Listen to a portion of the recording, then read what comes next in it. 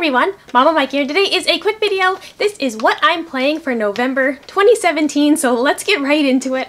I will start off the list with a game that I'm sure you are sick of hearing about, but that I still have not completed, and that is Tales of Berseria for the PlayStation 4. I am still working on it. I started a new job a few weeks ago, so I've had less time to play games, but I'm still working on it. I'm getting close to finishing this game, and eventually it will not be on this list anymore. The next game that I played was What Remains of Edith Finch. I played that on Xbox One, and that game was haunting. That is the #1 way to describe this game. It is basically the definition of a walking simulator, but I don't mean that in a bad way at all. The story of that game is just amazing. As you get to know the Finch family and essentially what killed each and every one of them, you just start to feel this, I don't even know, this despair, this wanting for each story to end differently. You're playing as Edith Finch, and she is going back to her childhood home, and she's putting together a family tree in her journal and chronicling the lives of her family members. And as you go through each family member's, tale, you just start to hope that each one will end better, even though you've got this sinking feeling that it won't. It is a beautiful game. The story of it is simply amazing. I just can't say enough good things about it. Some of the parts of the game were, very eerie or a little bit creepy for my taste, but it's a very morbid game. This is not a happy story by any means.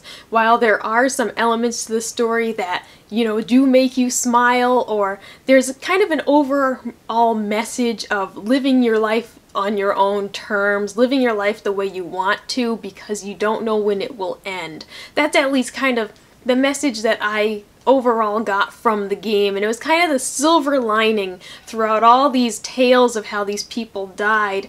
At least some of them got to live a life that they wanted to, or even so it was a cautionary tale if they did the opposite. But What Remains of Edith Finch is an excellent game. Picked it up on a Black Friday sale. It maybe only took me 2 hours to complete and another hour to do some of the kind of collectibles on the game, but it was fantastic. I truly enjoyed it, and if it's a game that you've been thinking about trying, I highly recommend it. And lastly on my list, this is Call of Duty World War II for the Xbox One.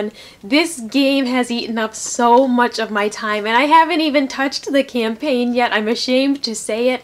Usually with Call of Duty games, I jump right into the campaign and then I play the multiplayer after. But after playing the beta for this game, I was hooked, and as soon as the game came out, I had to get back into that multiplayer, and it's just so much fun. This really is the Call of Duty that I had been hoping for. While the future games were fun, I was so sick of it. I was ready for boots on the ground. I was ready for just a game that I really felt like was going back to its roots. I wanted Call of Duty on the ground, no future equipment. I just wanted a good old first-person shooter, and this really has delivered. I love all the maps in the game. So far, there aren't any maps that I actively skip or dislike, or that I actively vote against when it's time to vote. Maybe there's maps I don't like quite as much as others, but overall there isn't a single map in the game that I try to skip or that I don't enjoy. I really think that this is a very well-rounded out Call of Duty. It has a good amount of modes to choose from.